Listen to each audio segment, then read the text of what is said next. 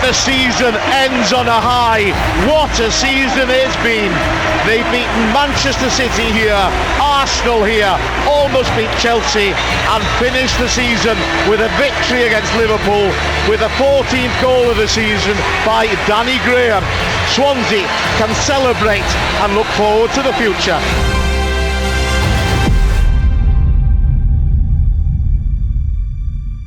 Well, a year ago to the day, Brendan Rodgers and Swansea were celebrating their playoff win against Reading and securing promotion to the Premier League. Swansea's Brendan Rodgers has agreed a deal to become the new Liverpool manager. The 39-year-old is expected to sign a 3-year contract at Anfield. Liverpool have called a news conference for 10 o'clock tomorrow morning. Swansea City chairman Hugh Jenkins says the club is looking for a manager who will continue the work of departing Brendan Rodgers.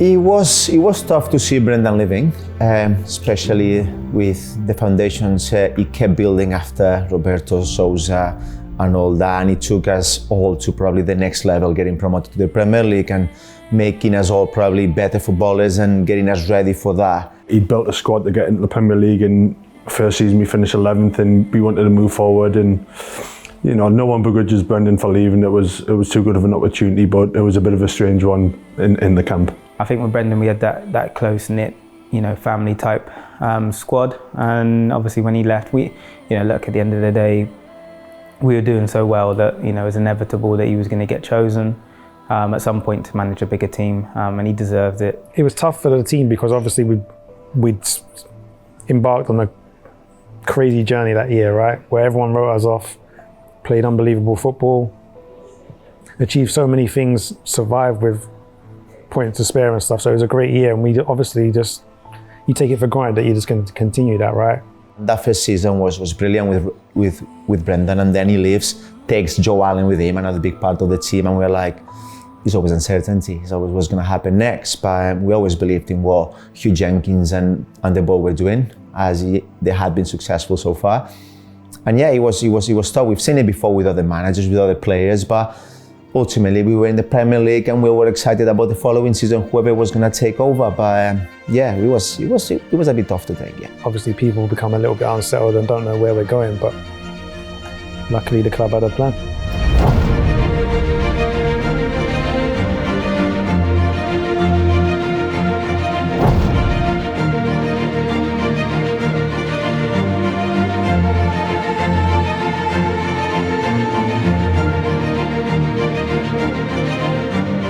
Yeah, it was wow. It was amazing, to be fair. Obviously, you know, if you know football, you know who he is and what kind of player he was. When Michael Laudrup came in, I did watch him and I knew how good he was. Obviously, first and foremost, we knew he was a world-class player, and we knew he wanted to play football.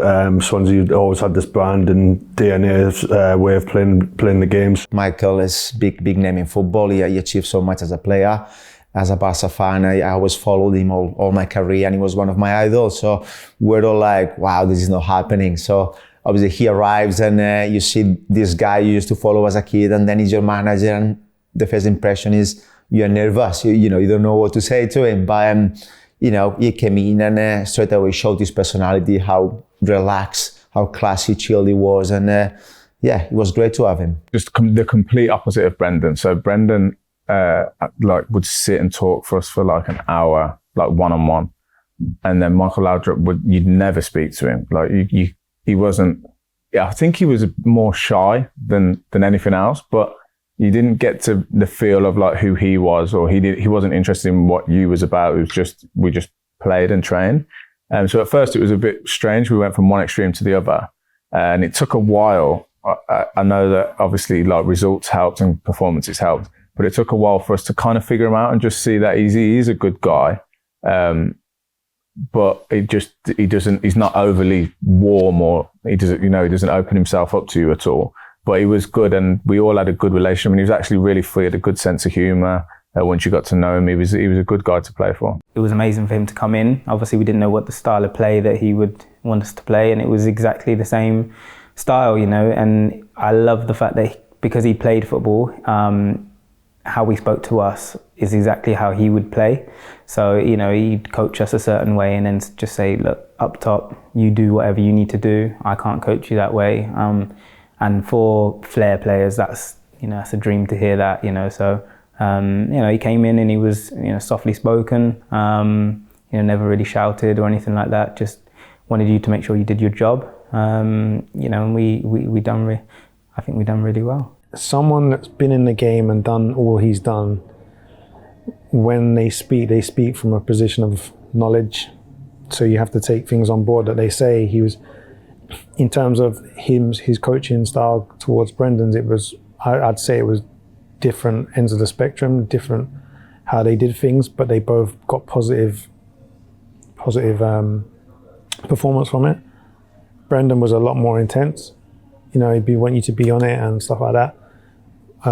Michael was just very, very relaxed, and he expected you to do your job. And with that, actually became the pressure. If you didn't do your job, he would put someone else in to do your job.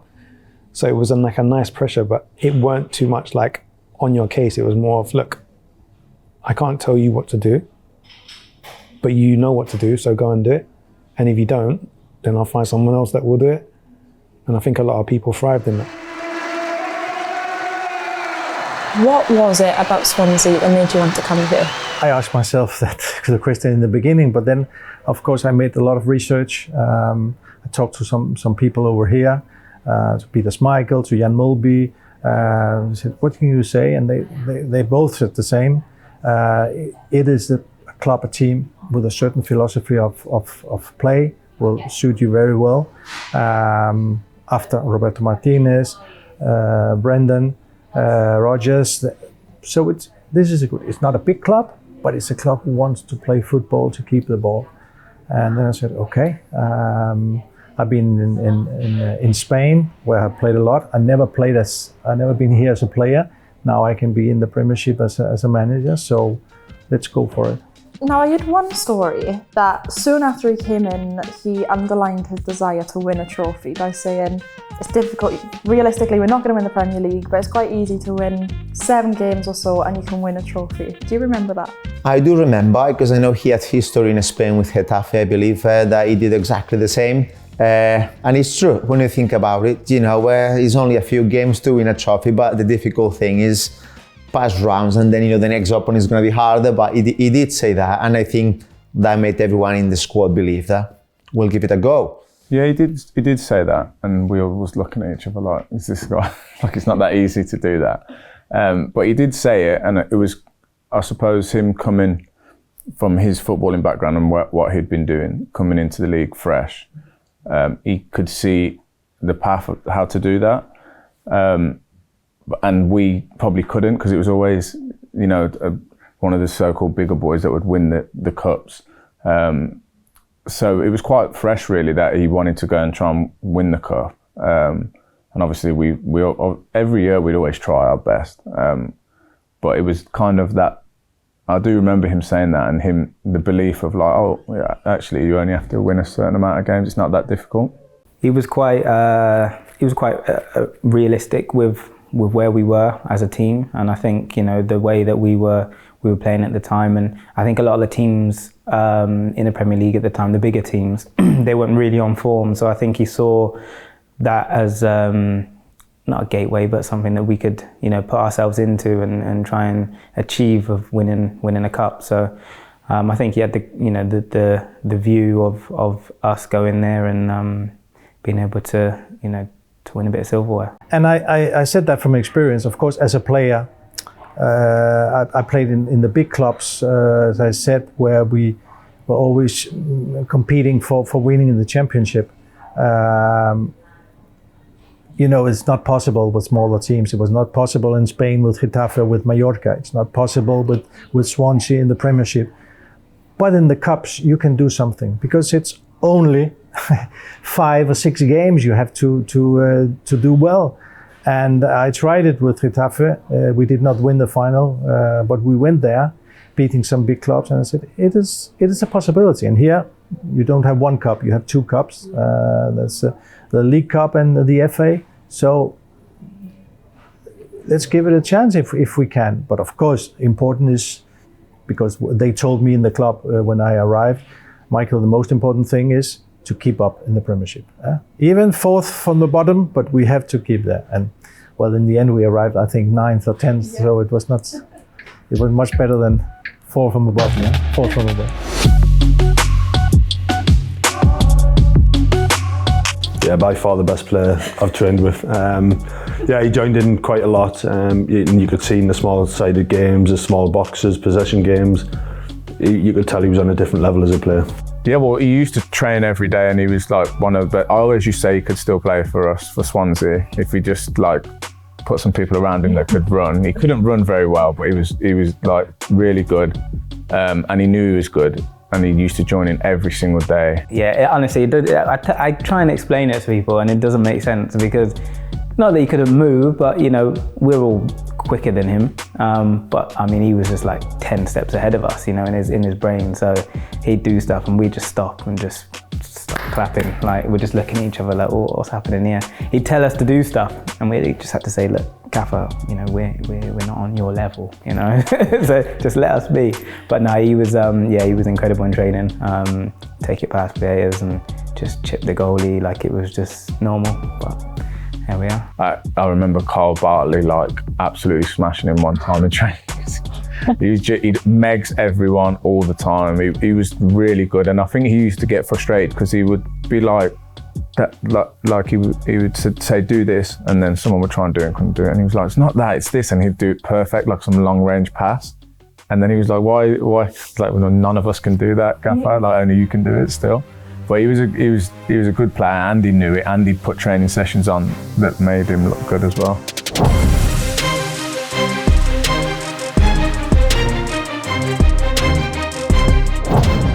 Mi nombre es Miguel Pérez Cuesta. My name is Michu.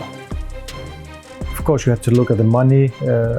What can you sign? And I looked at players I knew from the Spanish league who could fit in here. I never thought that Michu would be a success like that. It was an incredible season that he had, but I knew he could do well. And the same with the others, the same with Pablo.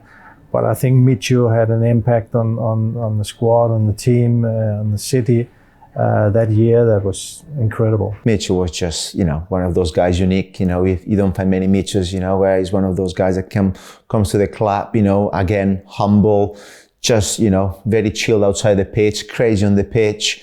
And he would just have that passion that straight away connected with the fans and the team. And I think that's the type of players you want in your team. And, you know, he had one of those seasons where everything he touched went in the back of the net, you know, and the team had that confidence in him. Now, I remember him coming in, actually. We had a meeting with Laudrup at the time, and the whole team was together. And this is when he was coming in. Obviously, no one had really heard of Michu, didn't know anything about him. Came in, Laudrup called him up to the front and just said, look, you know, guys, this is Michu's coming in. He's our new striker. And then he literally just said, wherever he is on the pitch, just pass him the ball. And we thought, oh, hold on a minute. Well, we got a Messi here, have we? You know, just pass him. Don't care where he is, just give him the ball. So I thought, okay. But then he said, you know, I'm not sure how good he is now, but he was good when I last saw him.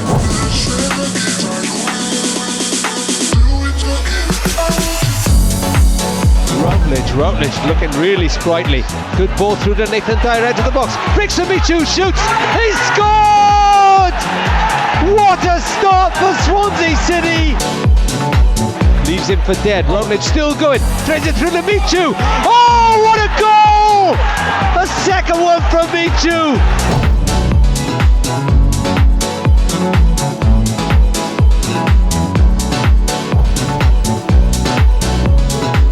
The cup is also a possibility to, maybe not in all games, but in some games, to use some of the players who maybe not playing always in when you play in the league.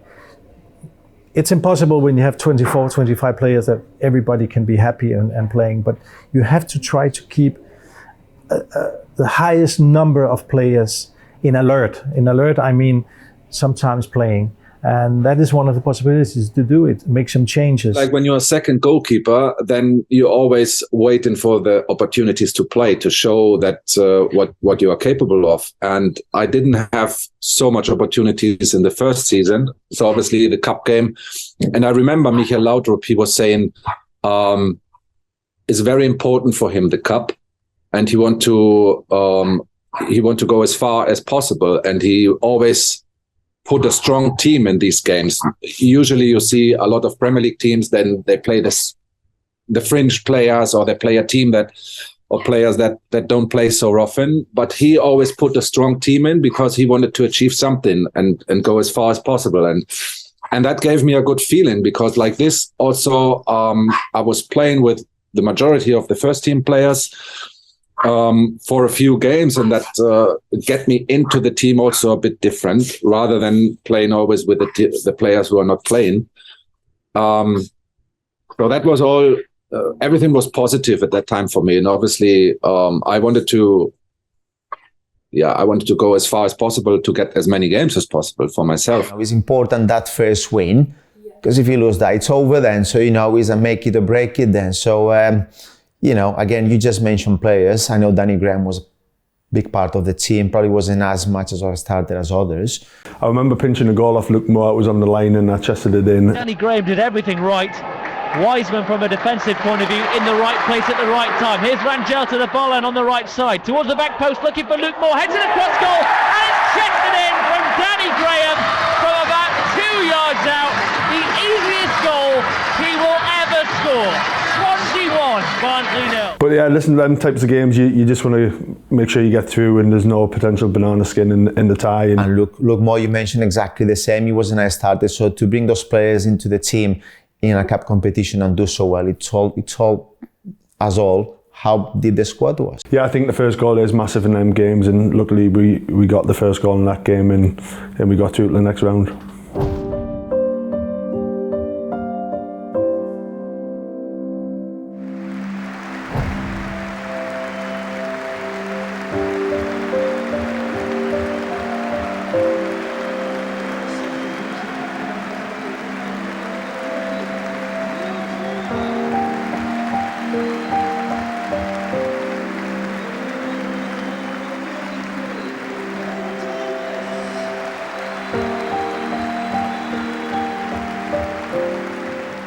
There was a lot of responsibility on my shoulders once Neil got injured, because I was thrust into the deep end really, and then they went out and I think they bought Dwight Tiendali, so I kind of thought that as a 19-year-old I might have a little run of games, but then at some point I might be taken out the team. But I had a good run. I think I played every game pretty much for the rest of the season, so it was an amazing first year.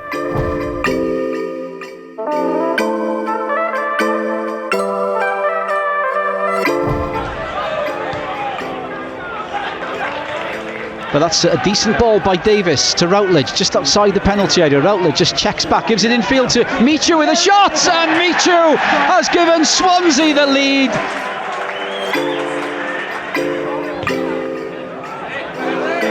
It's been cleared, hit on the volley by Simpson and deflected, and Crawley are on level terms. On the edge of the area now, 40, with his back to goal, forced wide by Monk. Tries to get past Monk, gets the cross in, it's a good cross as well to Akpan. Akpan turns, and Akpan shoots and scores! That's some of these games where you say, okay, we all remember the final, we remember the double tie against the semi-finals, the two semi-finals against Chelsea. We remember the win at Anfield, but this was the game where we could have lost. That was even harder than the Barnsley game, because Crawley Town was League One. So nasty pitch, bad floodlights, typical cup game where you go and you lose. We were 2-1 down 15 minutes to the end, and I think it was Danny Graham scored the equaliser, and then Gary Monk in, I think it was past the 90 minutes. Tiendali, chance to cross, does cross, Graham with a header! What a great goal from Swansea, Danny Graham! The corner comes in towards the far post, Monk with a header, and the goalkeeper's dropped in and it's gone over his head! But that you also need that, sometimes you need luck in the right moment to win a game, and our luck, we were searching for the luck also as well. But that we had that in that particular game, I think. You know, we wanted the cup to be a priority, whether, like I said before, it's a Carling Cup, FA Cup. We still had quite a strong team. Michu played, he scored the first goal. We had a lot of experience on the pitch at that time, but these sort of cup games can cause them sort of results, and you know, I think coming on, the gaffer said, go and make a difference, get a goal and get us back in the game, and you know, luckily that turned out to be the case. I remember this game with a tough game because I could score, but we won in the last minute. It was huge. I can actually remember, it was a header, no? Yeah. Yeah, I can remember him scoring and then obviously running away, and no extra time, because obviously we were away and didn't want extra time, journey back, and then obviously we have another game. So it was huge for that, but it was huge for everybody in the squad just to come out of that unscathed, if you get what I mean. And obviously you get more playing time for people in the squad and stuff like that. So it was a good feeling. I think, to be honest, now we could win the cup.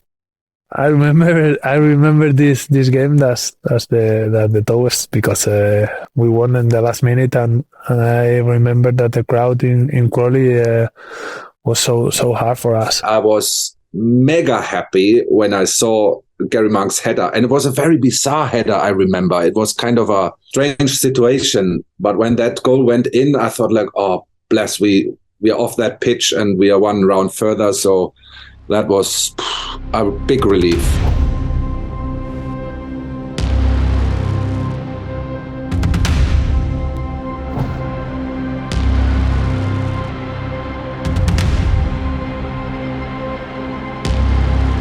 When you have the draw, and you can see that you are going to play in Anfield against Liverpool with this player, if you are thinking about that, you can go out. And the cup one.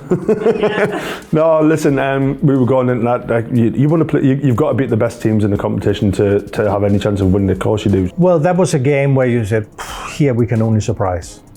It's maybe a 70-30 in favor of Liverpool.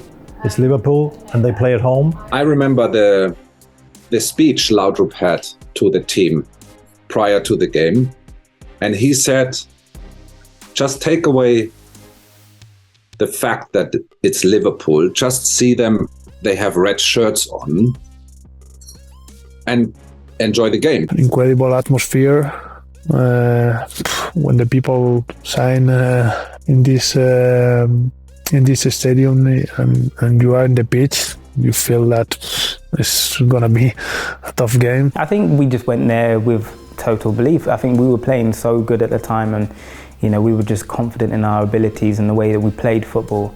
And Liverpool weren't the Liverpool of now then. So, you know, we went there thinking we can win this. Plus, also, you know, to beat, you know, your old manager, that's what you want to do, you know. So, you know, we went there, everybody was reared up, ready to go. I don't remember too much. I just remember Chico scoring and doing his little celebration with his ponytail. I remember that. He's a crazy guy. He has one of the best hurt I met in my career, because he's a really, really good guy, really funny guy.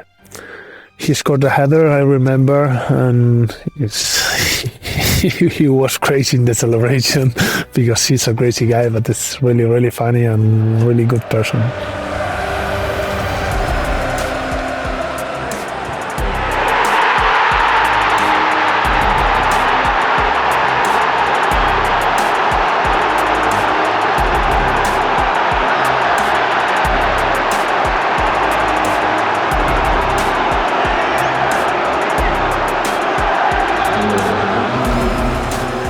Well, to be honest with you, I've seen it back a few times. So I just remember, I think we were on the defence at the time.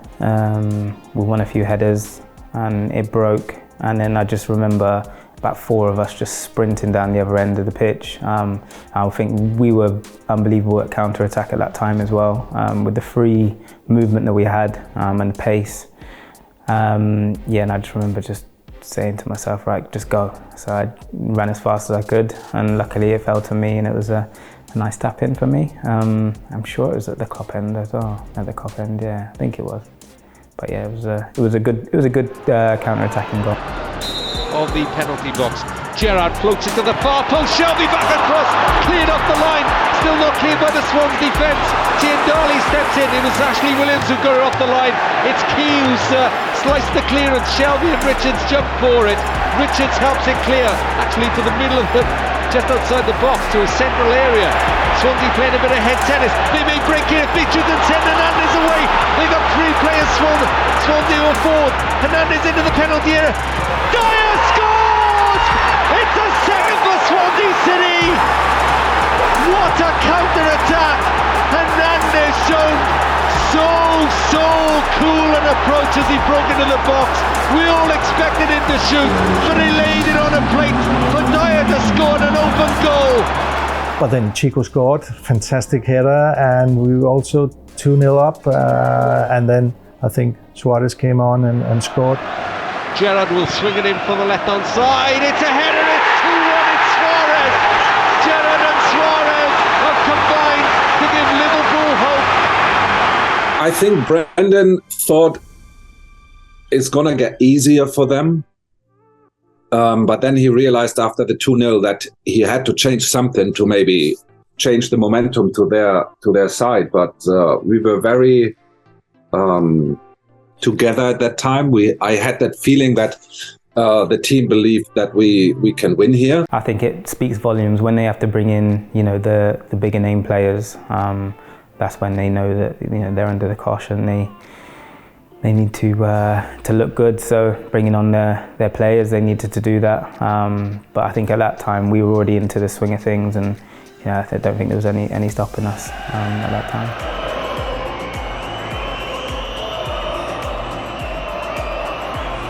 As Michu breaks away for Swansea City into the penalty area, chance to sew it up, puts it across, it's 3-1! It's the Guzman who settle it, and Swansea City are going to the quarterfinals of the League Cup for the very first time in their history. They're knocking out the holders. But that was a completely different game, because that was a game where we could just play any nerves because we were underdogs, and that was a tremendous win, and because it was Liverpool, it was an Anfield, not so much for me at least because it was against Brendan Rodgers, but for many many people also in Swansea, we have to play the former manager as well. So I remember when we came back there, the days after, all the people in Swansea, they were really incredible what we did here. At the end of the game, there was a small pocket of fans that applauded us off. I don't know if anyone else has spoken about that, but if you're getting applauded off by Liverpool fans at Anfield, you must have done something good. And obviously it was a little bit of we loved Brendan, but we kind of wanted to win as well. And then I suppose, going into the game, it was just any other game, but with Brendan, we knew he was next door, so a little bit extra on it to win, and not in a nasty way at all, because I think if you spoke to all of that squad, they'd still love him, today. But it's just natural that you want to beat someone that you played with or used to play with or managed, who was your manager or anything like that. And then once we'd won that one, if you beat Liverpool away, you probably could beat anyone.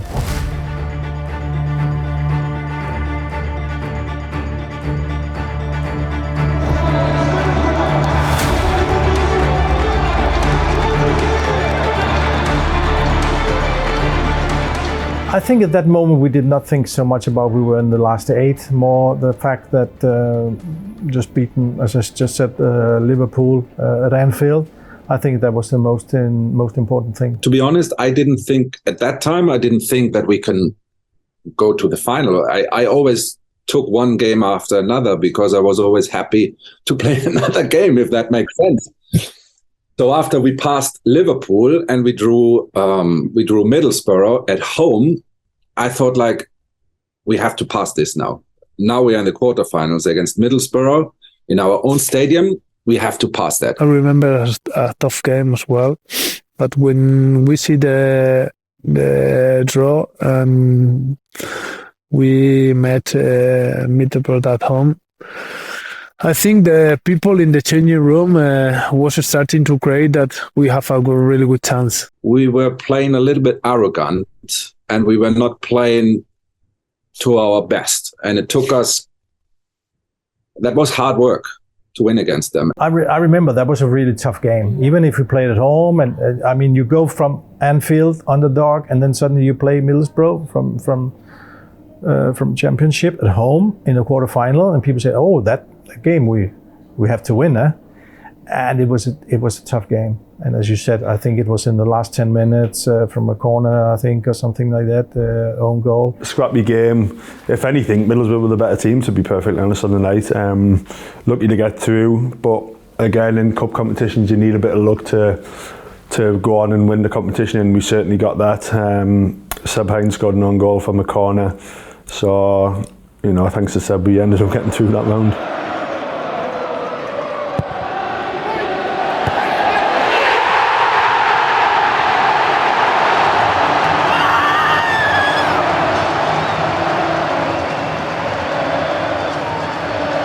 But I remember it as a very, very tough game, where I think at moments some players, they were thinking, "Oof, we are so close to get into the last four," but it's not. We thought it would be less difficult than this, eh? But you have to suffer to win games, and we saw that. Yeah, I definitely didn't finish the game. I think that I obviously had an injection, but it wore off sort of half-time-ish. So I think I came back out. I don't think I lasted too much after that.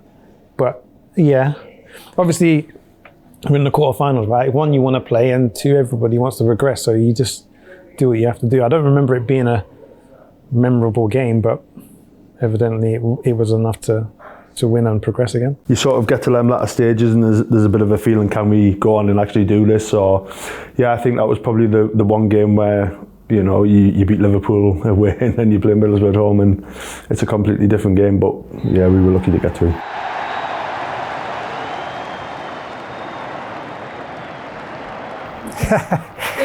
Well, I cannot talk for everybody. I can talk for myself. We know that semi-finals, the only where you play home and away, and I said, let's have Bradford home, even if they already beat Wigan and Arsenal. Let's have them, or even Villa, because in over 2 legs, I think we can. Not Chelsea in one game we can beat them, but in 2 games in a semi-final they put everybody, all the best 11. It's even more difficult than beating Liverpool at Anfield in one game. Chelsea.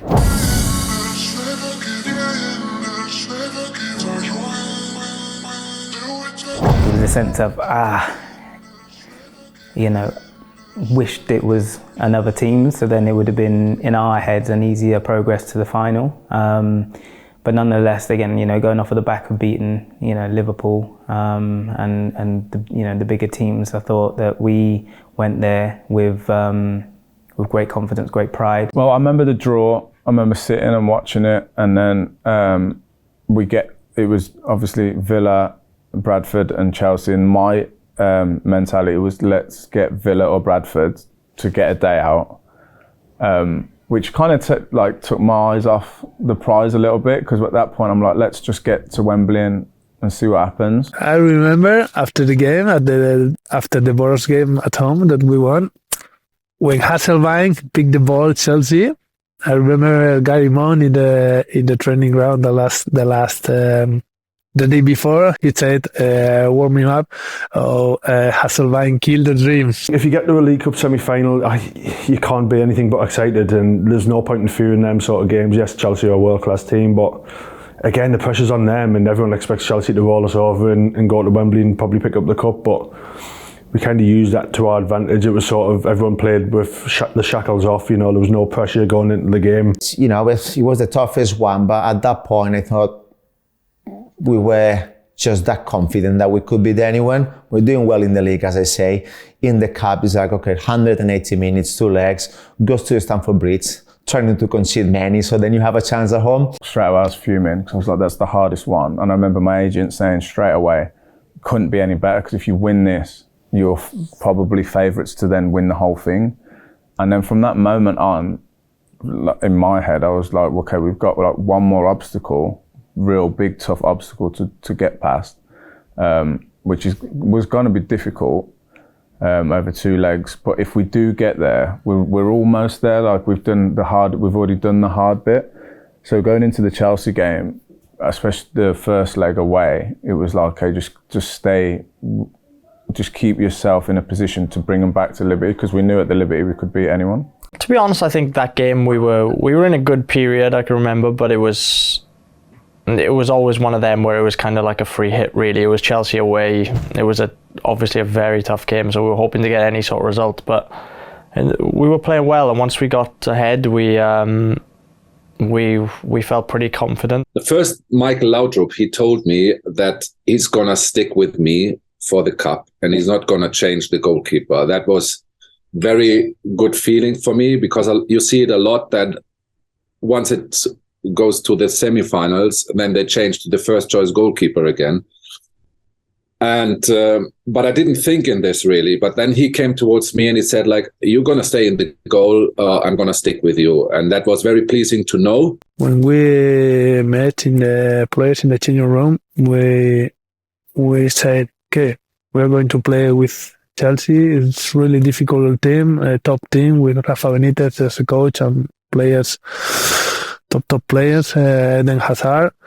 In 2 legs, with the second leg at home, we know that we are confident and we could do it. Again, I go back to the manager and how his mannerisms and his philosophy was. It wasn't, oh, we've got Chelsea. It was, look, here's the game plan.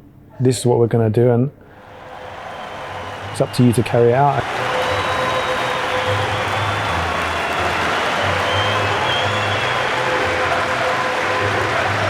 Kind of a bit of an iconic goal. Can remember it well, and we was doing well, but it's always a tough place to go, and I don't remember winning there ever before or after that game. I don't think so. It was tough. They had good players. We'd struggled a bit before against them, and when he scored, then that gave us something to hang on to. And I think defensively we was good, and we could keep the ball to kind of eat the clock down a little bit. So when he scored his first one, it was just what we needed at that time. And then it's the usual situation of, you know, not doing anything silly, trying to nick another one if possible, but just keeping it the same, because we felt like even with 1-0 or 0-0 coming back to Liberty, you know, it stood us in good stead to go through.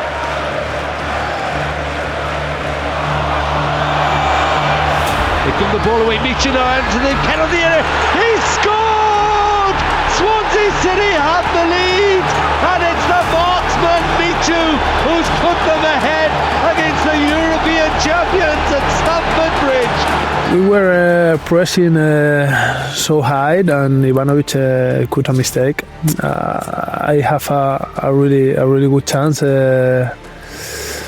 outside the area, and to be honest, when we scored this goal in the celebration, we talked because we were going to the half time, and we talked in the corner celebrating the game, celebrating the goal, and I saw my teammates' eyes, and I felt that we have a chance to win the cup. I remember him pouncing on the mistake, and it was an unbelievable finish at the near post. It's funny enough, Ross Turnbull was in goal, who was in my youth team at Middlesbrough back in the day. So, yeah, it was a great finish from Michu, and he was doing that all season long.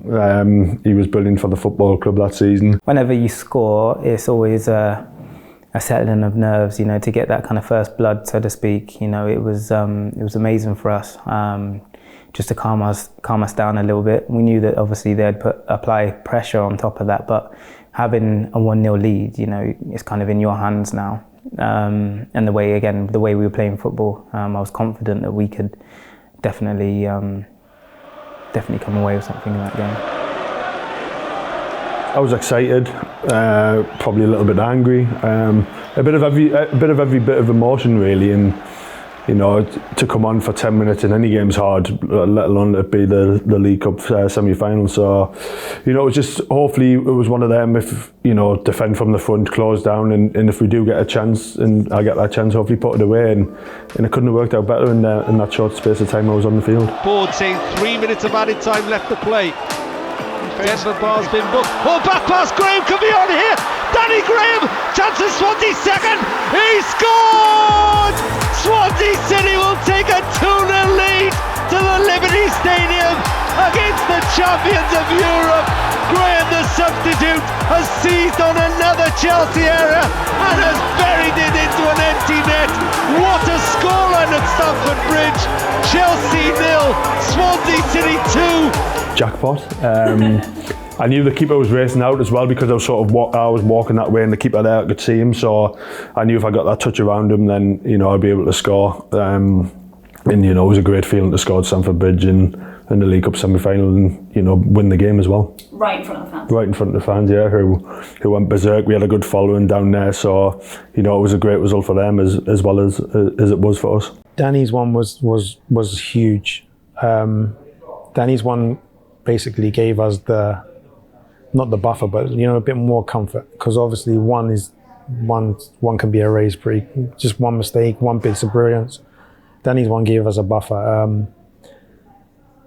But again, you still have to play well, you still have to do your jobs. But to come away 2-0 at Stamford Bridge at any time is a fantastic result. I think it was a defensive mistake as well that gave us that second goal. So for us, we knew that going back to the Liberty, we'd be in a good position. But even if we won 2-0 there, we knew that in the second game in Swansea, they will come with everybody, Hazard and the rest, and it will be a long night. Just pop it in behind Chelsea now, Swansea, just kill the game off. There we go. That's the final whistle.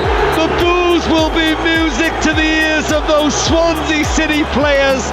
Not in their wildest dreams did they expect to take a 2-goal advantage back to the Liberty Stadium, but that's exactly what they've done. I think as soon as the first leg is over, you don't want to wait 3 weeks. You know, you want to play it as soon as possible, but you know, ultimately we had another big competition is still unfinished, you know, which was the Premier League, and we wanted more points, you know, and the fact, as I said, we had a very deep squad, you know, Laudrup manager very well giving minutes to everyone and make sure the ones that played the second leg 3 weeks later were fresh and ready to face probably the toughest game in their career. We were in a good position in the league. So, but we knew, they told me, Michael, we have to look at the 40 points. When we reach that, then we can be safe. Then less had been enough, but at that time, we're still looking for some points there. But I think we managed quite well in January. In that month, it was a good month. Also December, in the Christmas New Year program, was also well, winning games, playing well, using a lot of players. We also played in, that was the worst part, if I have to put that in as well, because in January we had to play FA Cup as well. And I remember we played Arsenal, and I said to Alan Curtis, Alan, we can win this game. We can lose this game. For God's sake, not a draw, so we have to play one more game in London.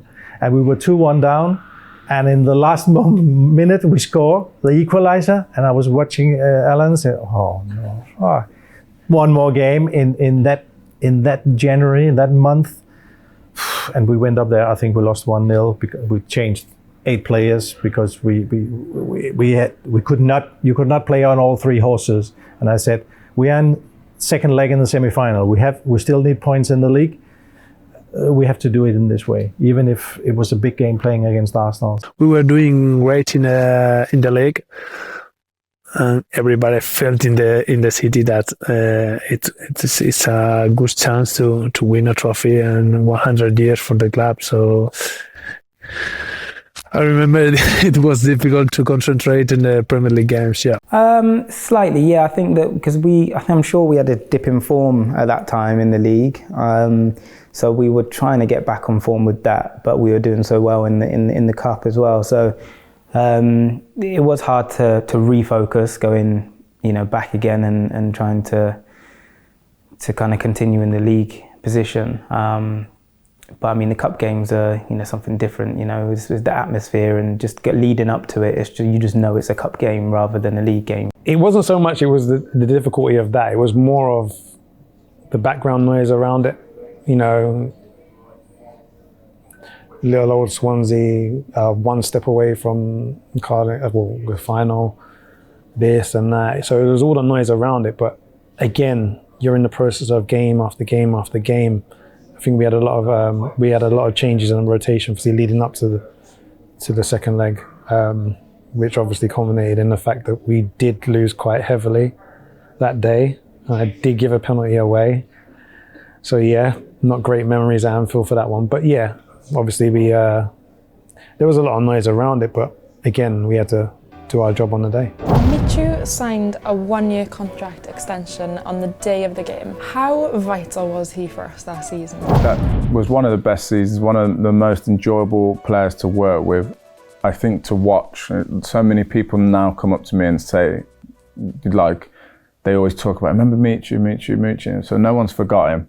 And he was a good teammate to have, so chilled and laid back.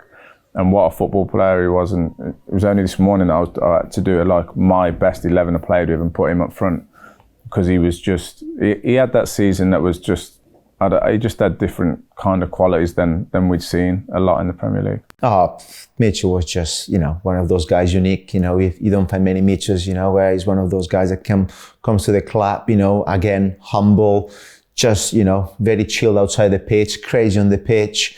And he would just have that passion that is straight away connected with the fans and the team. And I think that's the type of players you want in your team. And, he had one of those seasons where everything he touched went in the back of the net, and the team had that confidence in him. Him having that kind of season. And I love the fact that I could play with him as a false number 9 as well. He wasn't your typical striker. He could literally do anything. He could play in centre midfield, he could play in the hole, could play up top. So we had a nice rotation system, which, for me as a winger, it was amazing knowing that, I could kind of drift anywhere and everywhere. That's what I love to do rather than having a specific position. And he just loved playing 1-2s, and, we do it in training all the time. So, we had a good relationship, which did help. So we knew we had a guy up front there who was on fire, who could always score a goal, that he, at the end, he signed an extension was only the logic thing. They had to tie him in because they knew if they don't do it, he's going to go to a different club. He was something else that year. I don't think no one was prepared or was expecting the impact that he had. Not even the players. Hopefully the recruitment team and the staff and obviously the manager had aspirations, but for that year, he was just something else. Some of the finishes, some of his link-up play, how he understood how to play his role within our team. Like I said, we played some of the best football that I've been a part of that year, and he was a big part of that. If you could talk about great timing, it's great timing, because maybe the fans of Swansea, they did not needed it because the game in itself was important enough. But I think that your most important player at that moment extend his contract. I think that was a boost for everybody. The club with me was incredible. I just can't say thank you, and it was a really special day to sign the new contract, throwing into the final.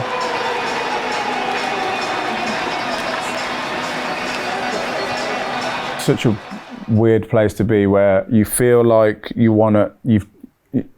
half of you thinks you're there, and the other half is like you're only halfway, and that could turn around in the first 10 minutes of the next game. So it's a weird place to be. It's something that you just have to manage. It's the same as if you're 2-0 up at half time in a real game, you're kind of happy, or 3-0. Take the playoff final, for example. It's like you don't want to celebrate, but you can't help but thinking, oh, we've already done it. But then coming back, I think that game, the home game, we arguably played better than we did up at their place. I remember defensively, from a defensive point of view, it was probably one of the best games as a unit. I didn't ever feel like there was a certain determination that night that they weren't going to score. It's a make it or break it, 2-0 lead at home in a cold night. You expect maybe a quiet atmosphere, but no, people were ready to it, you know. And then I think it's one of those nights where, cold or not, it doesn't matter. Everyone's going to remember, and that's what we're here at. Because the combination of semi-final, reaching out for the final, playing one of the biggest teams in England, with some of the best players, Eden Hazard is his best and all that. That was a huge game. It was tense because everybody understood the enormity of the situation, right?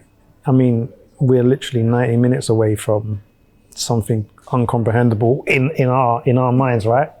So there was obviously tension and whatever, but it was about managing the game, you play games, sometimes you play them in stages, so the first 15, the next 15, get to half time, regroup and go again.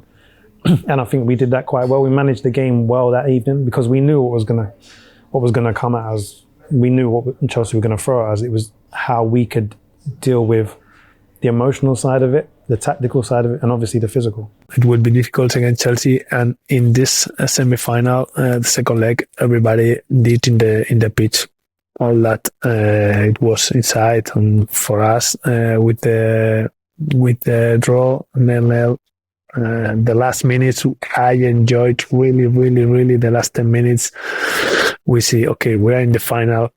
We are going to enjoy this game after the chance to win a title. For me, I could say that it was the best game in the Liberty Stadium for this 100 year. It was tense because it was, big decision, a stick or twist. Do you go for it and try and score and kill the tie, or do you sit back and wait? And I think we managed it really well. The atmosphere, we never felt the pressure of it. We felt that the fans were completely behind us the whole game. So it was, it was one of those games where you just felt that everything was going our way. Obviously, there's bits and pieces that go for you at certain times. Certain boys that work in your favour, X, Y, Z. But again, we had to do the job on the pitch, and we did that. Little touch by Hazard, wide towards Pulaqueta. Hazard makes the run, Spaniard can't control the ball. Chance for Torres to come on now. Really seems the last throw of the dice for Chelsea boss Rafa Benitez. What's happening on that? Oh, there's a bit of a scuffle when I think the ball boy has been left on the deck. By Eden Hazard to get the ball, and he's in some pain. Now the Swans fans are furious, and the ball boy looks absolutely disgusting with what happened.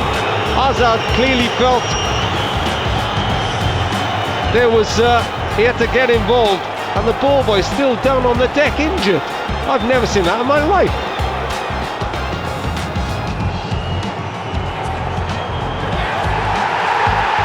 It's a red card, is it, for Eden Hazard?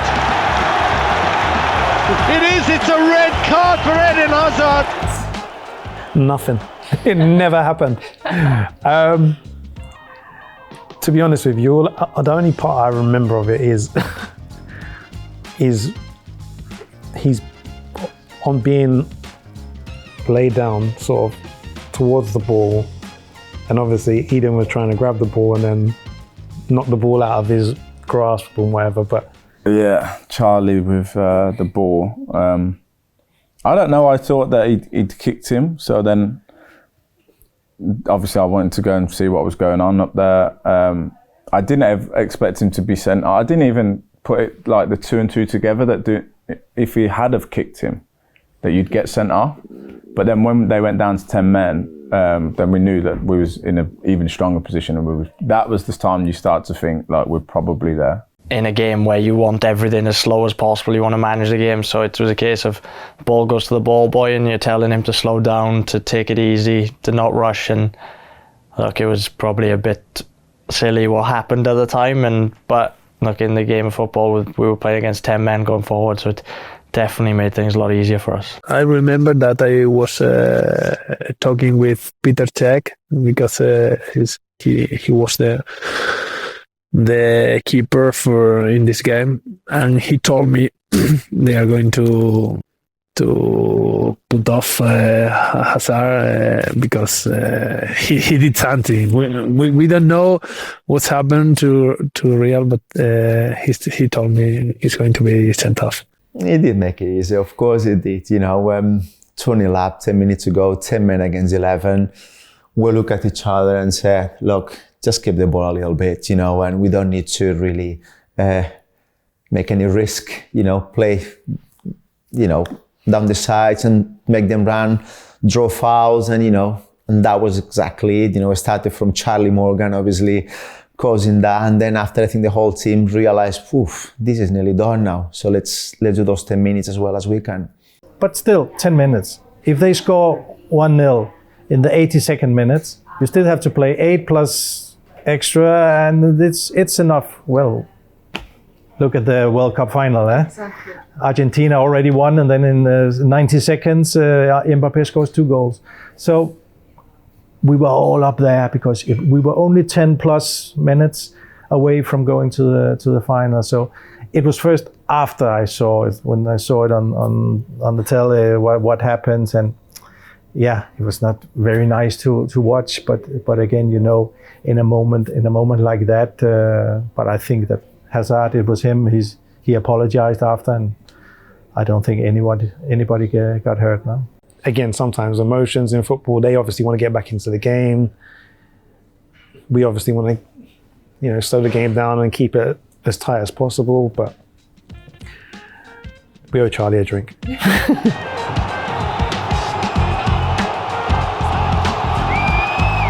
I think the message was clear that 10 years before that semi-final, the club were in a difficult place, close to disappear. So 10 years later, you see yourself top 10 in the Premier League and the chance to go into a cup final, major trophy. So I think everything comes into perception, consideration, and you realize that how much it means to the ones that have been following the club for so long. They've seen it all, and these are the good times. So we got to give it to them and for ourselves. I don't think in that team at the time, many had achieved much. I think it was only Pablo played the Champions League and the national team. The rest were very much still trying to achieve something. So if you put everything together, there is a reason why we wanted to get it. It was massive, and I think that all the fans and the supporters that were there at the time, just couldn't believe our rise just kept going, obviously from the playoffs to then, and just our league positions that we were managing to get into. I think Swansea, at that time were unplayable. I mean, everyone used to call us Swanzalona.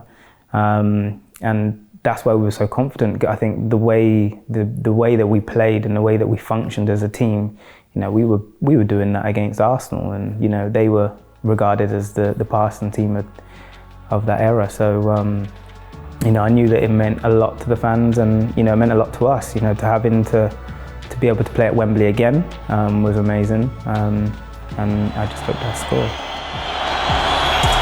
You've got to sit here in absolute admiration. Oh, what a tackle again by Michu on Frank Lampard. All eyes on Chris Boyno, he's enjoying it too much. On my watch, it's time now. The whistle goes. Swansea City are going to their first major trophy final at Wembley on their 100th birthday. Clear your diaries for February the 24th.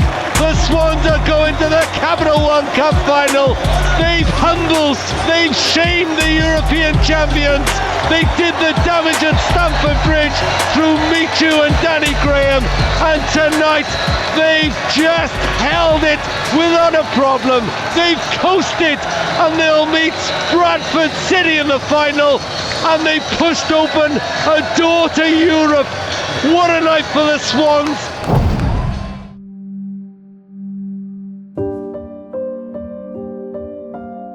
I kind of had my last straw when the return leg didn't even get on the pitch. And I've never been one of them footballers who want to sit around and, yes, I could have went to Wembley and had a great day out with Swansea City Football Club, which I would have loved, yes, but, if I had went there and sat on the bench and didn't get on, you know, I wouldn't have felt as though I was celebrating for anything. So it was a hard one to take. I didn't want to leave the football club, but for me, in terms of wanting to play football week in, week out, I felt as though that was the right decision I had to make. So yeah, I probably knew quite early on that I wouldn't be going to the final. Yeah.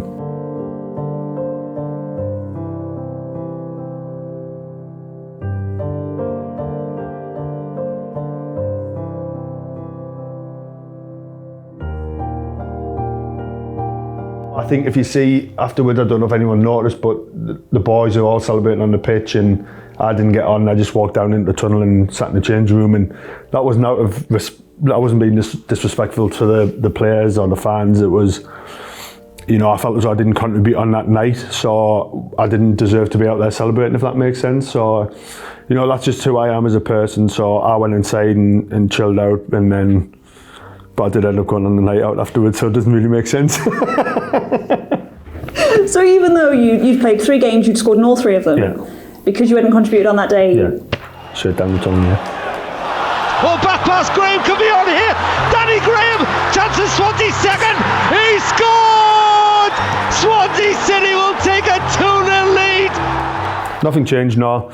I knew after scoring 3 and 3 and not playing the Chelsea first leg and then scoring again and then not playing again after that, I kind of knew my face wasn't going to fit at this football club with Michael Laudrup in charge. So I just felt it was right as a footballer to move on. I didn't want to sit on the bench and not contribute to a team. I wanted to play. Your career's too short to sit around and waste time. So that was my whole reason of moving.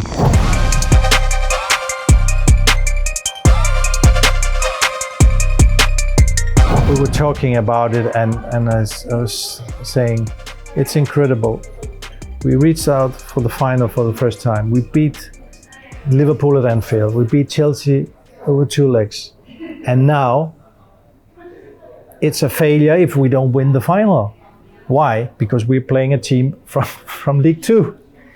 They have done incredible, but everybody was talking about Bradford, not Swansea. And I think it's fair enough, because we're talking about a League Two team beaten 3 Premiership teams, Arsenal and Villa over 2 games. So I just said, well, we have to win. Now it's not, if you have played Liverpool, Man City, Chelsea in the final, Arsenal, Tottenham, well, you said, we're underdog.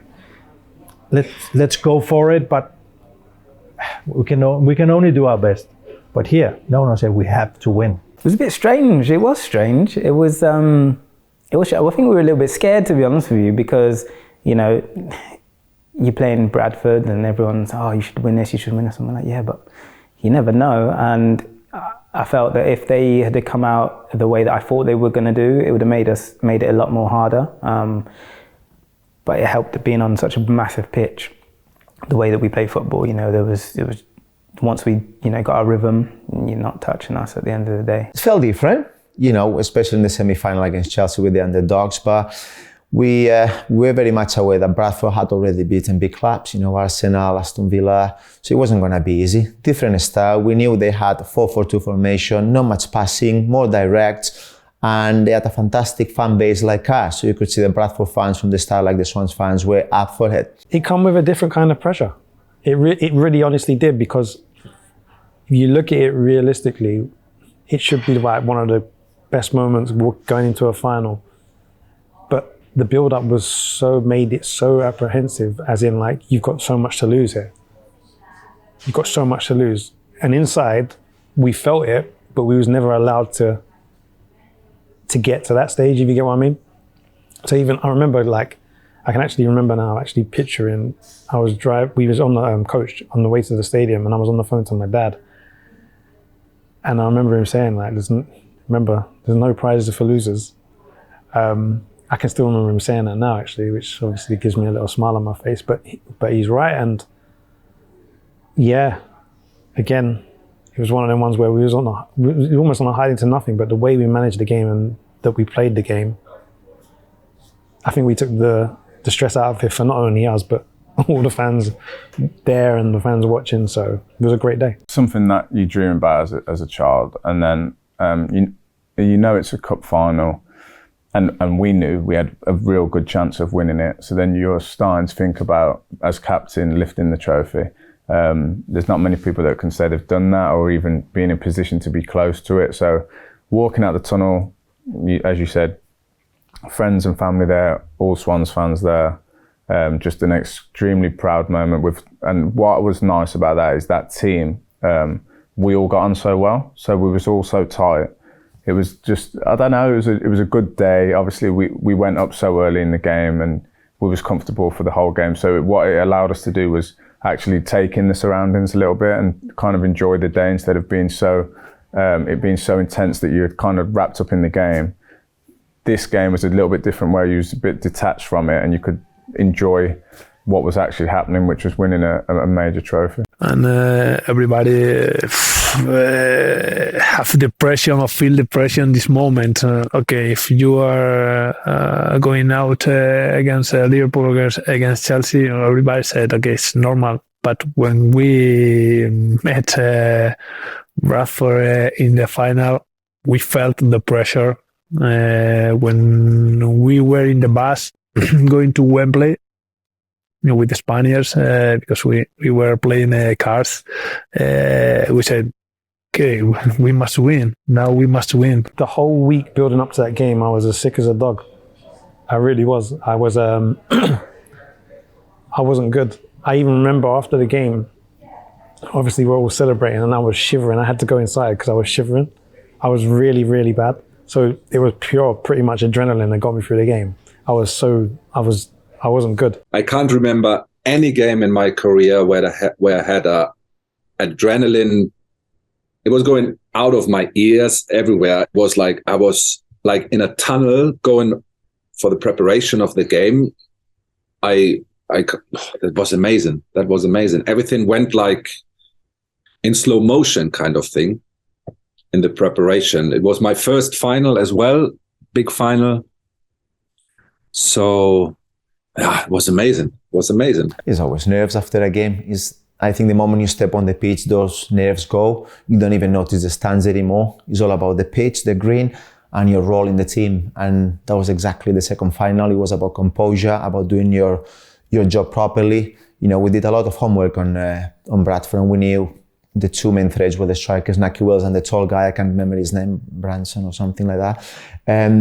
But yeah, we knew if we could control those two players, we had a big chance. And me as a defender, I know my main job first was to stop that and then enjoy going forward. And the reason we're here is just, 40 or 50 yards away from us, the Capital One trophy. It's decked in amber and white ribbons. Will it be amber or will it be white at the final whistle? I know in the last year some clubs, they made a new thing about playing one keeper in one competition, one in the other, one in the league and one in Champions League. But here in the clubs I've been, I said we have one goalkeeper, first goalkeeper. He's playing in the league. If he's fit, he plays. But then in the cup, we have to play the second goalkeeper.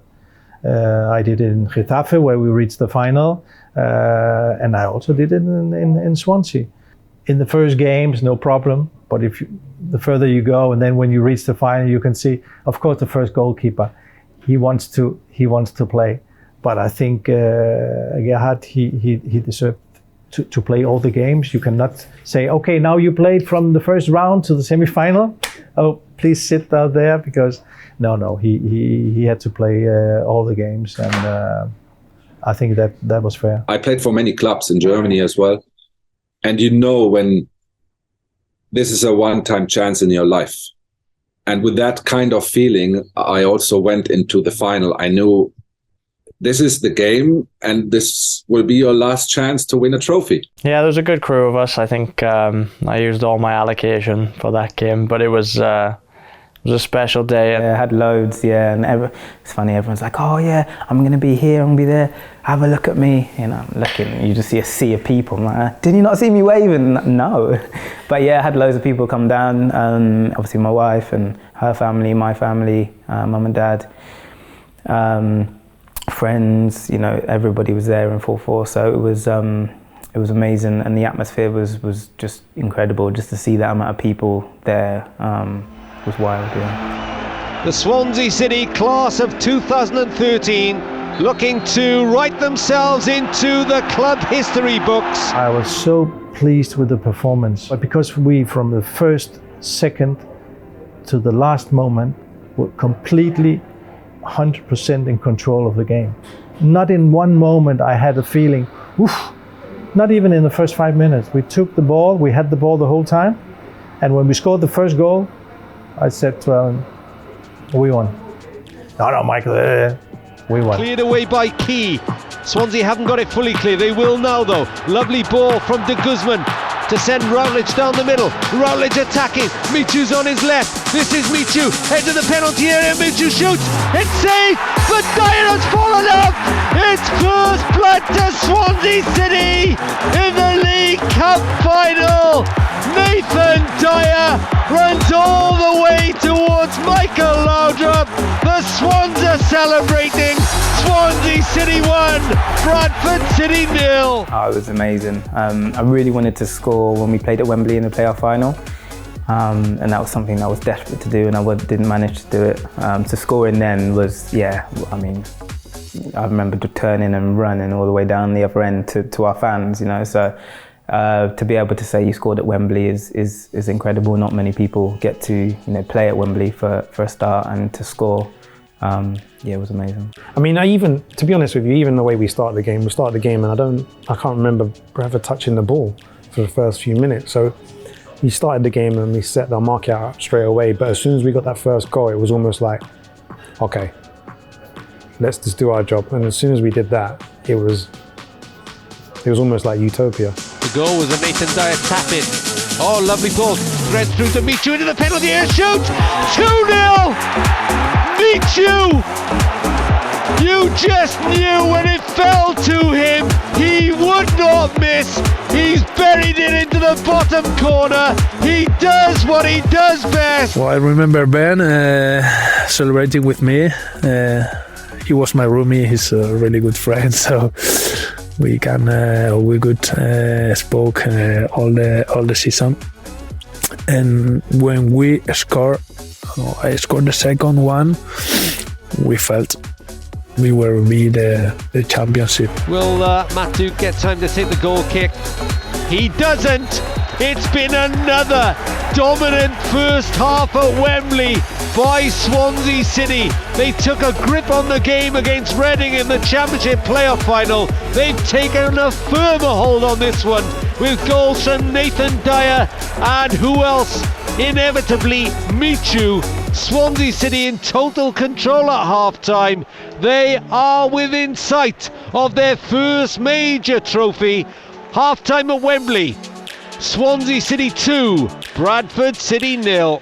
It happened when we played Reading as well, and we thought it was over at half-time, and you could see what happened. Obviously, different scenario, we're playing against a League 2 club, we are 2-0 down, different manager, different slightly style of play.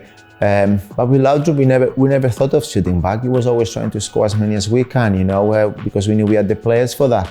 With ultimately a very strong defensive core in the team with Ashley Williams, Liam Britton in the middle, myself being there for a few years. I felt like it was a little bit different. I think we knew we were in control of this game. Like I said, they didn't come out the way that we thought they were going to do, and they made things a little bit easy for us.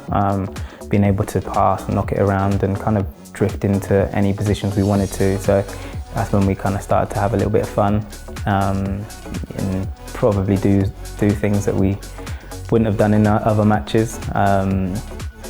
Wouldn't say showboating, but that extra couple of passes more, just to make it look good. So yeah, it was. I think after half time, everyone was just wanting to get on the score sheet. Then it was like, who else can score? So tries to slide it through, but Key comes out of the defence, does the Korean for Swansea City to the first goal scorer Dyer. Makes good pace down that right hand side, slides it through to Michu, little miss by Michu. Dyer again into the penalty area. 3-0! Dyer has netted a second, and the oh so cool Laudrup punches the air in delight. Swansea City are surely there now. I don't like to see games where one team is humiliated. A game where, you're 3-0, one team is 3-0 down after 30 minutes, or maybe one player down, one player less on the pitch, and you say, oof, this could be 7-8 with no problem. I don't like that. That's not the same to say, oh, stop playing. But it is, I think it was on the penalty. The goalkeeper got the red card. So they played with one less when we were 4-0 up, and it was still 20 minutes or something to play. De Guzman. They put it on a show now. I tell you, Routledge showing some tricks. Dyer, Michu. It's mesmerising stuff sometimes. They move it really quickly when they're getting that final third of the Bradford half. Chacha Hernandez through to Michu. Back inside. Oh, De Guzman is brought down. Penalty surely by Duke. The ball rolls past the post. It's a chance for 4. Who will take it? It's got to be Nathan Dyer, hasn't it? Oh no, hang on. It's not. Yes, it is. And the game, it was over. It was finished. And it was not that I said, hey players, hey, calm, don't humiliate. No, but the players, they did it themselves. They could see the game is over. Why go for 6, 7 or 8? It sounds belittling, but there's obviously there's a human side and a human aspect of it. No one should take away the fact of what they did that year. They beat Arsenal, they beat Villa.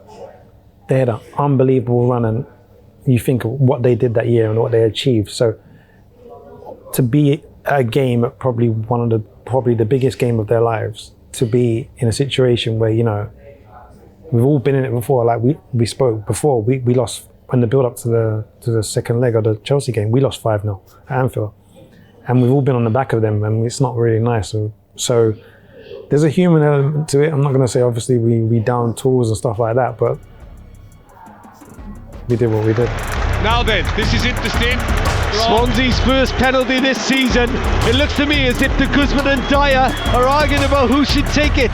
Dyer wants to take it. De Guzman has the ball. Meanwhile, Matt Duke makes the shameful walk off. It's a shame for him, really. They're arguing that the De Guzman. Oh, it's a shame for the keeper, without a shadow of doubt. And they are arguing it. The captain has got to go of Ashley Williams. And Ashley Williams sort out De Guzman and Nathan Dyer. You know, there's one person taking it. They shouldn't be seen to be arguing over it. It is true that day, for some reason, we did not talk about what. And sometimes you write on the papers in the dressing room. Free kicks, who is in the wall, who's taking it from the left, from the right, a corner from left, a corner from right, and then in the end, penalty. And that day, I don't think we put penalty Jonathan, but it was Jonathan. So yes, I was a little laughing inside myself because I could understand them both. One, because he was the one to take the penalty, and the other because he could score a hat-trick in a final, maybe the only time in his life. I remember when we won the penalty, it was Ben Davis that came up to me and said, take it, because normally I don't go up for penalties. It's not, necessarily my thing to do. So it was Ben that said, Nath, take the penalty, you're on your hat-trick. And I thought, oh yeah, I was so engrossed in the game, I didn't realise. So I thought, okay, let's go and take it, to score a hat-trick. When I kind of asked for the ball, thinking he'd say, yeah, because I said, oh, can I have it? So I'm on my hat trick. He said no. And if it's one of them ones where, when you're expecting somebody just to say yeah, and it kind of threw me back. And then I think the more and more it kind of went on, there was a situation going on, I think, with the goalkeeper or whatever. So it kind of happened to just keep going. And I was getting angry and angry at the time. And I thought, is anyone gonna back me up? I was like, Ash, even the gaffer I was looking over, no one was saying to let me take it. And I think for the designated penalty taker, we didn't actually have one, because I know that Michu scored penalties through the season. De Guzman had taken some, loads of players had taken penalties, so it's not like we had one penalty taker like you normally do. And also, even if somebody's on a hat trick, for me, that's it's a 1 in a million times. No one's Erling Haaland that can score 4 hat tricks in a season. So it was a chance for me to have that, and also to be the first player. I think I would have been the first player in history to have scored a hat trick in a League Cup final. So yeah, I think a lot of it came into it. So when I asked De Guzman about it, he said, I want to score as well. And It turns out he scored 2, didn't he? So, but look, you know, it happened. I would have loved to have scored a hat-trick. It didn't. I just took man of the match instead. So. If that was me, I probably would have used my length at the club to tell Jonathan de Guzman, I'm taking it, mate. You got no say here. And I think Nathan probably could have done the same, but Nathan isn't me. But you're asking me if it was me, my answer would have been, I'm taking it, mate. No one has scored a hat-trick before in a final in British football, I believe. So, yeah, I would have done that. You can go back and you can wrap it up however you want. It would have been an incredible achievement for Nathan to score a hat-trick, get man of the match, win the final, and again, it would have been great. Obviously, I understand Jono's point where he wants to score and, you know, it is what it is. But for me, I would have loved to see Nath score a hat-trick at Wembley. In the end, I think it was fair that it was Jonathan, but it also put a lot of pressure on him. Even if it was 3-0 to 4, and even if he had missed the penalty, we would have won anyway. But for him, after those arguments with Nathan, it was a lot of pressure on him. He scored the goal, and after we changed some moments, we make a change with Dyer came out, and he was, coach, I wanted to, yeah, I understand. Go. And then after the game, there was nothing. It was okay. Up against the substitute McLaughlin. De Guzman hits it, scores for Swansea City. 4-0 it is. Jonathan de Guzman waves to the Swans fans. I mean, I remember I was laughing with Ashley Williams. I remember, I think I touched one ball in the first half. And then in the second half, I think it was 3-0. And then we got this penalty or something like this. So we were 4-0 up. And then Ash turned around and came towards me and he started laughing. And I was like, you can't laugh now. We are still not finished. Although it was 4-0, no? Because you've seen crazy things in football, no? But at that time, I also had to smile a little bit because it was just too good. No, we were just too good for them. We won the game. It's 20 minutes left. Let's play it around the people, and both fans were still celebrating. And I think that was also one of the moments of that game. Of course, I understand the Swansea part, winning 4-0, but also the others. They were not celebrating this game. They were celebrating the competition they had that season, where they had done fantastic, you know. So that was a great picture there to see both Bradford and Swansea fans celebrating, even if one team was winning at that moment 4-0. Hit it from there, but they're still on the attack. Rob, let you back in. Here we go again. 2 minutes left. Ball in the net. It is 5.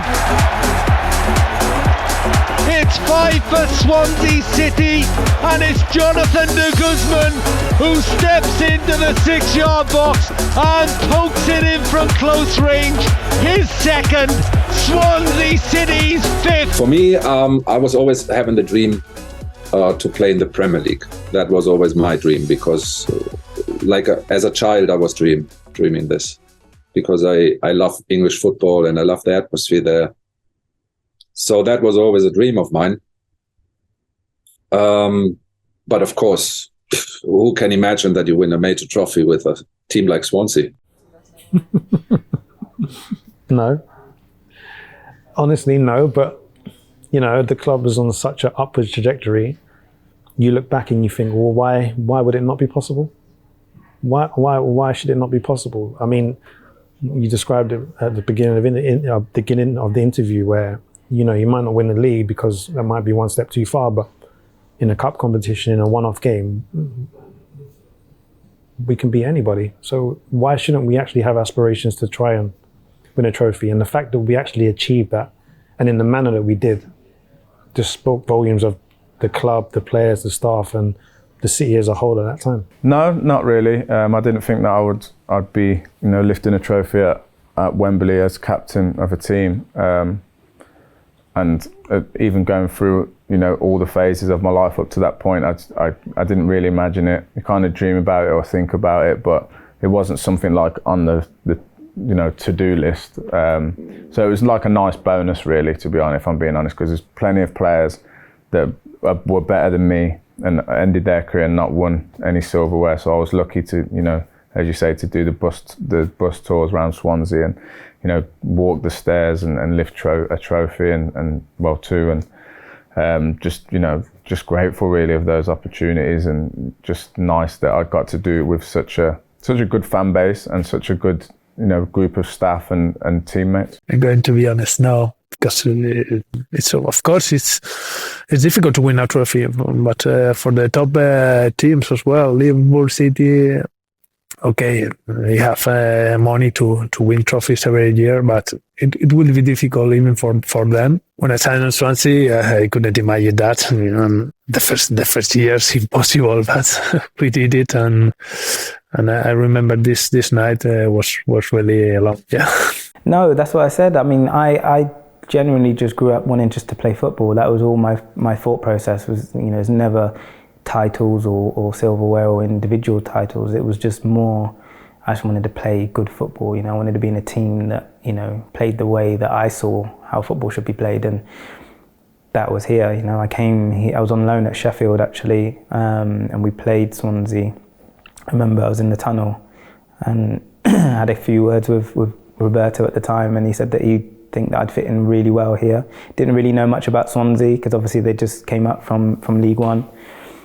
And then when I watched the game, I just thought this can't be real, the way that they were playing. And I think that Swansea lost in the end, 1-0 to Sheffield, and I wasn't really playing. I was in and out of the team, so my mind was already made up. I was coming down here to play, and I've never looked back. It's a major honour to win any trophy, and to do that for your hometown club is obviously even more special, but it was it was an amazing day. Yeah, living the dream, of course. When you see 5 years before that, I was still a League One player in Spain, still working as an accountant, chasing the dream to become a professional first.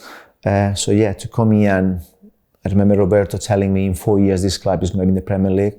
I laughed. I said, we're in League One. He said, yeah, but don't worry. I said, okay. Budget was tight. I was like, okay.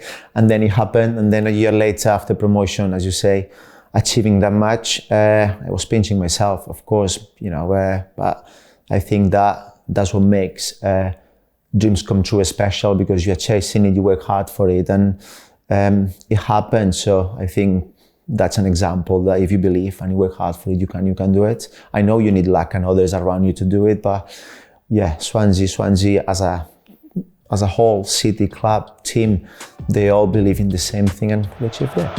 Monk hammers it away. He'll be lifting the trophy soon. Oh, it's a little limp. You don't want to limp, you've got to climb those steps, Gary Monk. Along with Ashley Williams, Rangel out to Hernandez. He hasn't scored, but he's been a major architect of this. Little couple of step overs into the penalty area. Pablo Hernandez lays it back, can't find his strike pal Michu, and it's out for a throw in. Swansea City have won the Capital One Cup. Clear the Liberty Stadium cabinet. The Swans have their hands on their first major trophy. It's been a stroll at Wembley, but they'll go marching into Europe next season.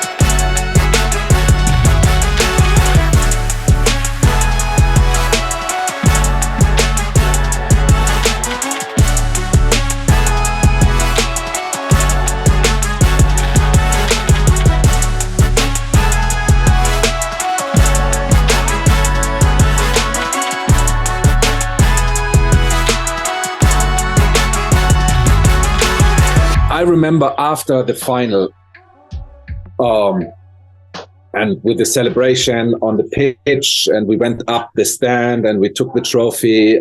After that, we went back into the dress rooms, and I was the last who went out of the dress room, because I wanted to enjoy every single second, because I know this is a one-time thing, and I didn't want to go back to normal, like, okay, game done, shower, bus, home. So I remember I was sitting there. It's quite big there in Wembley. You have a lot of rooms there too, in the dress room. And I was sitting there, and I think I was drinking a beer. and I was just trying to suck in everything, and because I wanted to remember this even 20, 30, 40 years after, when I'm old, I still want to have that memory of being there in Wembley, that moment. And so that was my idea. So it took me ages to get out of the dressing room. There was a party then organized by the club in a hotel next to Wembley.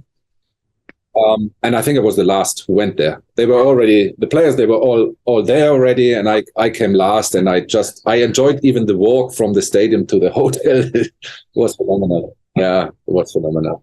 So the celebrations were a bit strange because we knew we'd won the game for so long. It wasn't like the Reading game where we won it late on and it was like elation. It was like an almost like planned celebration in the dressing room. So we knew we'd won from probably the first half. So it wasn't as like jubilant as you might think. But it was still a good one, and we still enjoyed it because it was something that before that season we'd never even thought of achieving. It was heavy. It was a heavy one. I think we had a good goal. We enjoyed ourselves after it. Look, it was something we all realised that was a huge achievement, and how difficult it would be for the Swans to do that again. And it was fun, but it was a very like family-oriented club at that time. Everybody was together. Everybody was celebrating with each other, and it was a night where I'll have a lot of memories. The gaffer Michael was a player, and he knows about celebrating. He knows about winning titles. For me, was the unique title in my career. So we had a long night in London. Yeah. I remember I was too drunk. The celebrations were different. It wasn't a life-changing moment like the promotion to the Premier League. I'll give you that. And that was a special moment. But a major trophy is a major trophy. When where it was one of those things where we couldn't wait to get back to Swansea, go on the open bus again, and share those moments with the whole city. Where we look at each other and we're like, what's going on?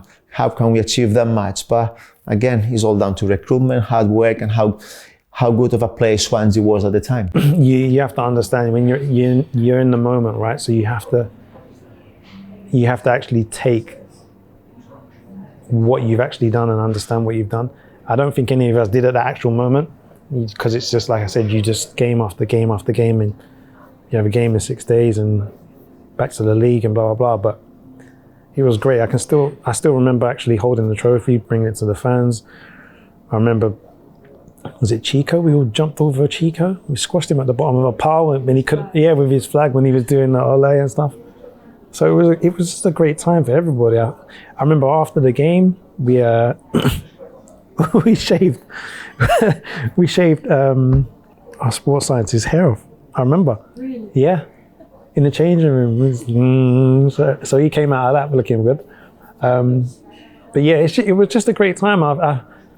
Whoever you speak to at that time, I think even the ones not playing and stuff would have said it was a great time to be around. Now they look back, it was a great time to be around the squad and the club and the city. It's thriving. So it was a great time. Everyone was just going wild.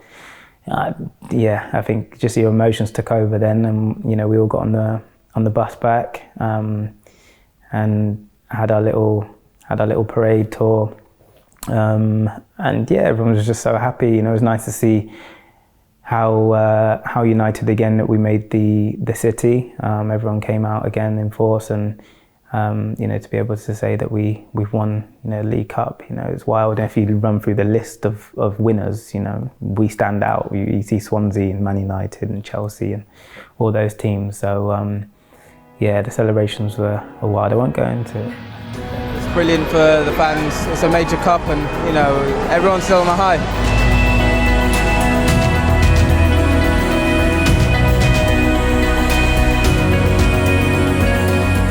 That was a funny thing, because we were making fun of the situation. We were down in the Marriott Hotel when the bus came, and it was empty. It was a coldish day, typical Swansea day, and we didn't see any people. And we thought like, there will be maybe a few hundred, they will be there, because we didn't see anyone. And we drove, I remember we came up from the train station. I think we came up, and we didn't see anyone. We thought like, where are we going? There's not much happening, no? And then all of a sudden we saw this huge crowd in front of us, and we were like, what the hell? Where are they coming from? They're not working? What are they doing here? And we couldn't believe it. And then it was, obviously then it was big celebration, enjoying every minute, literally seeing so many people there. And although it was freezing cold, I would have loved to have it in the summer or in a sunny day. But there we go. It was fantastic. But at the start, I remember we were like, there will not be many people, because we didn't see anyone on the street, no one with a Swans shirt, no one at the Marriott Hotel singing or anything like this. It was quiet. It was literally quiet. And we went into this bus, open deck bus, and we were like, it's cold. Where are we going?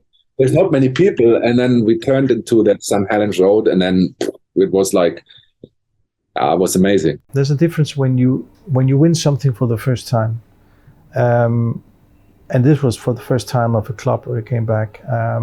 I think that was a huge moment for all of us, and because you're not only winning but because it was the first time. It was my best thing. I remember with really impressive feeling in my body, and was really incredible.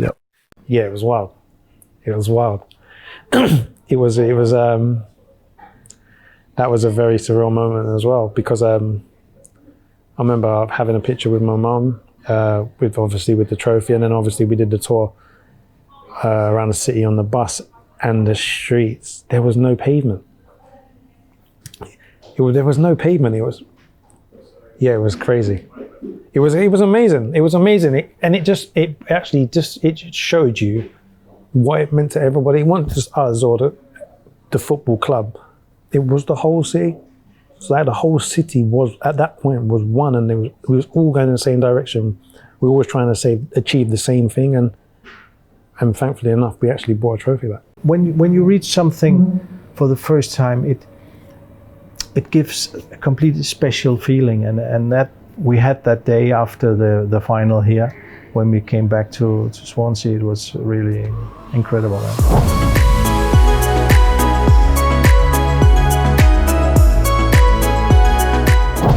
Yeah, I know we had to play a couple of qualifiers, Malmo and I can't remember the other club, but yeah, it was definitely another goal, which obviously, as you say, achieved the Premier League, achieved a major trophy. Now is Europe, which probably the last time Swansea played in Europe was in the 80s. So again, we can make history here. So yeah, it was great. We had a great experience there. We went to a few countries, and I think it's when you realize Swansea is in the map now, whole Europe, whole world, and playing a great brand of football. Yeah, it was great. I also remember that game in Valencia. It was special also for me, but I think it was even more special for the Spanish players.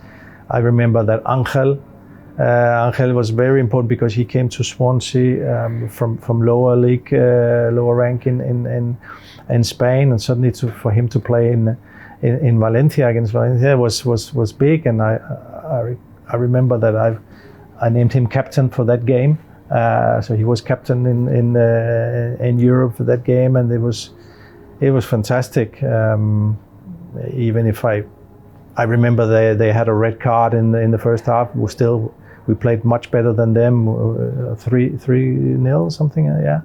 So it was a huge win. Yes. Sometimes I do forget I played in Europe, and there's a surreal feeling, going over to these different countries to play, playing against Napoli, which I thought at the time we played unbelievable. We should have won that game.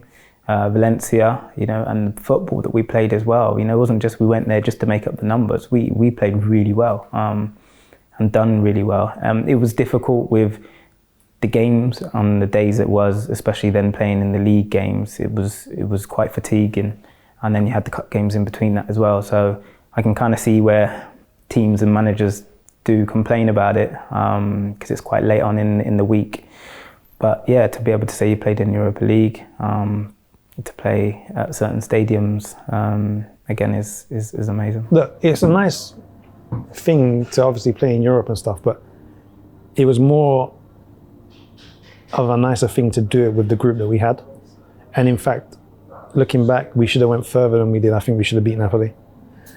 We played more than well enough to beat them over the 2 legs, but obviously it wasn't meant to be. I remember that bus journey home after that game. It wasn't great, but yeah, it just allowed the club to go to try and take the club to another level. So we kept on building and building and building and trying to progress. And obviously playing in Europe comes with its own problems, right? So your schedule becomes extremely hectic. Your pre-season starts way earlier, your season starts way earlier. So obviously there were struggles that season as well, and it wasn't all rosy and shiny, and again, it was just another experience.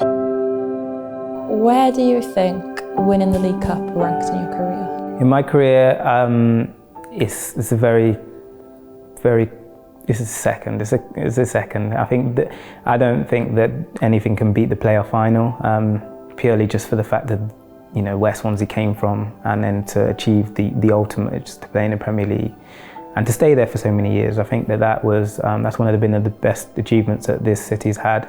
Don't get me wrong, the League Cup is unbelievable as well, but to have that Premier League status and that badge was incredible, and the way that we did it, you know, that game against Forest, and you know, even the final, you know, it was just, yeah, your hair's on ends, you know. So definitely League Cup second and playoff final first, and Premier League somewhere in between.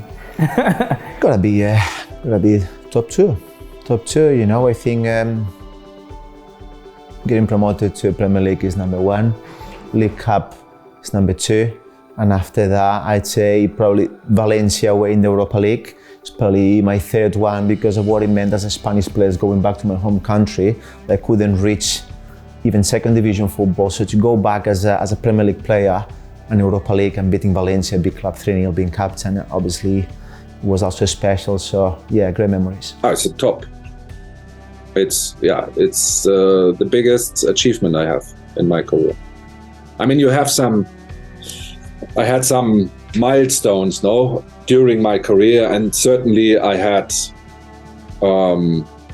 special games, special moments. But this is the biggest moment. I mean, to win a major trophy with Swansea, you always have to repeat that. No, it's not that I played for Arsenal or I played for a big team, because they always have good chances to win it at the end. It's up there with me, obviously.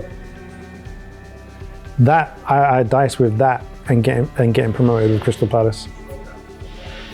I really do. Obviously, I learned and grew up in South London, and Palace was my team and gave me a platform to play, and I wouldn't be here without that. But obviously, to win a trophy, because you look at it holistically, right? You can only win the league and 2 cups, and maybe if you're lucky, Europe, right? So there's only 3 trophies a year, and look how many teams there are.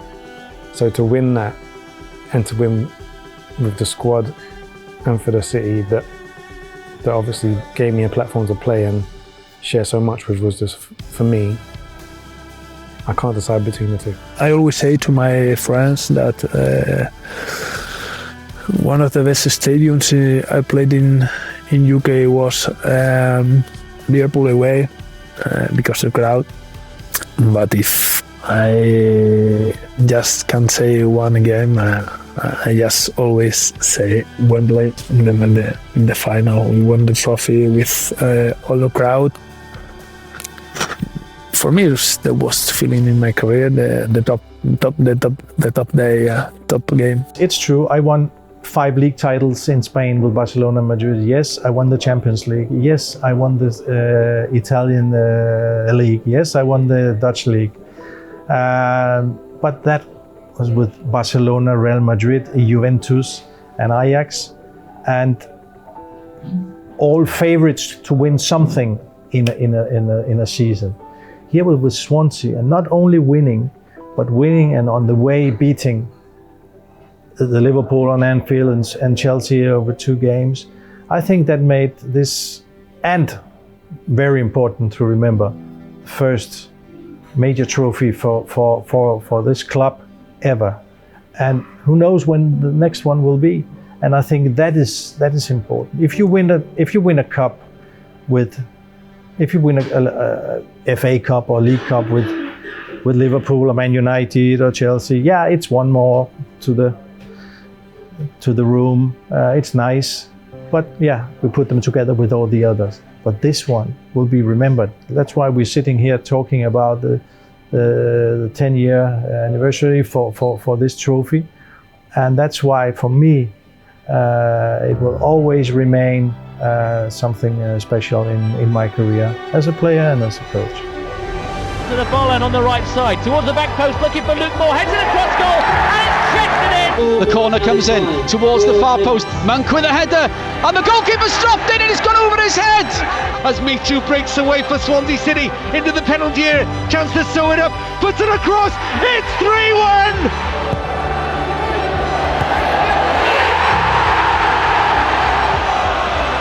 They give the ball away, Michu now into the penalty area, he scored!